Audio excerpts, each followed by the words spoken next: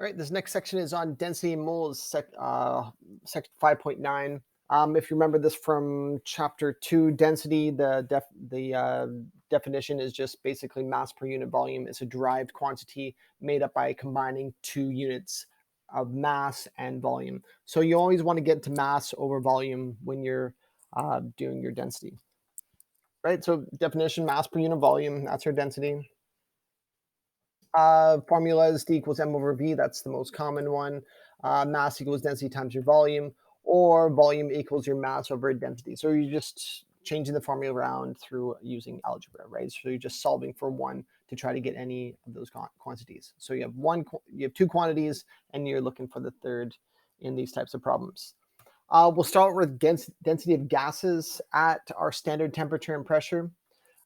So it's just mass over volume, right? So the density at STP is mass of 1 mole over volume 1 mole, right? And since the molar mass, and basically since it's at STP, it's going to be 22.4 liters is our volume, and there'll be the molar mass. So just get the molar mass divided by 22.4, and that's our formula for density of gases at STP.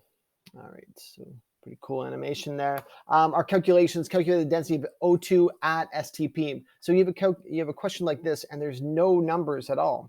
But all we got to do is get the molar mass of our O2, right? And then divide by 22.4. So molar mass of O2, 16 and 16 is 32.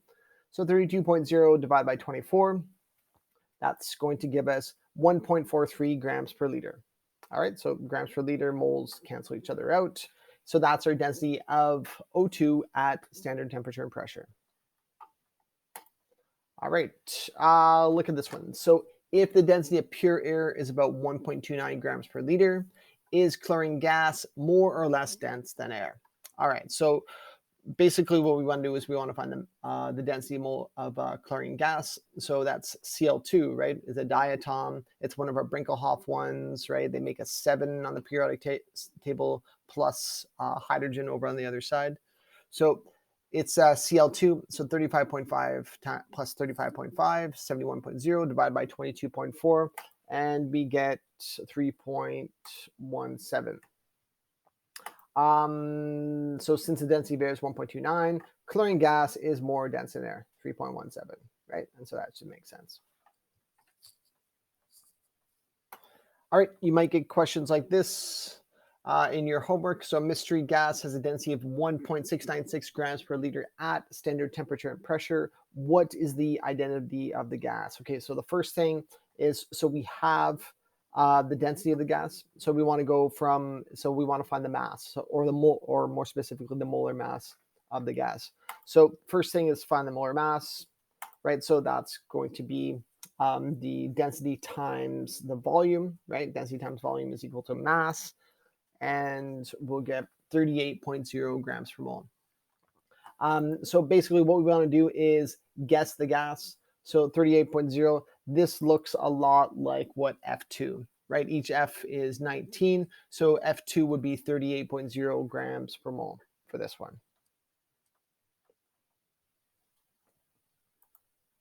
All right, next question, density of solids and liquids. So again, we're in mass in grams, right?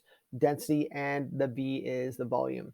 So this is going to give us a bigger mole diagram. So we can start with density and volume, and we can go to grams, and then to mole, and liters at STP, or molecules to atoms, or to our concentration as well. So we talked about concentration too. So we can do all these types of things that we want, but I guess it's just a bigger mole diagram. So if you have density and volume, you want to get to your mass, right? So mass equals your density times your volume, and then you can go to moles. So here's a question like that. So the density of boron is 2.34 grams per milliliter. How many molecules are there in a 60 milliliter chunk of boron? So displacement of boron, 60 milliliters.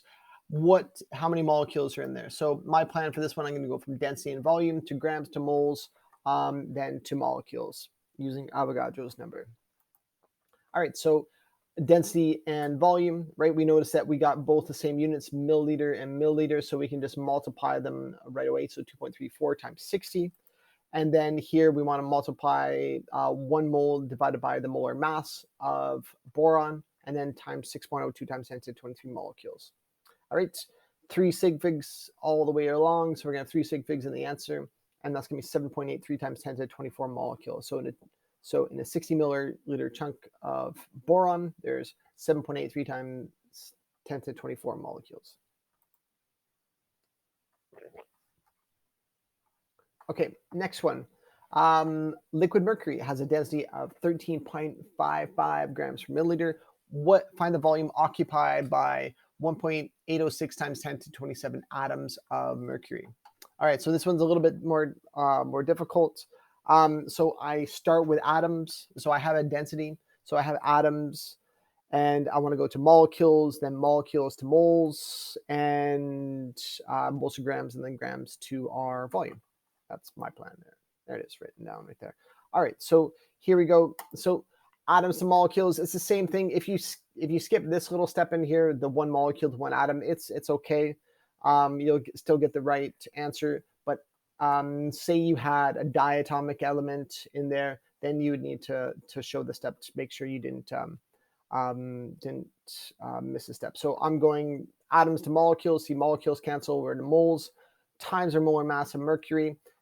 Divided by our density of your mercury, and then I'm changing the milliliters to liters, right? So it doesn't say I have to go to liters, but I'm doing that anyways, in my volume in liter. Okay, so just doing that one more step. Punch it all in my calculator, and I get 44.4 liters.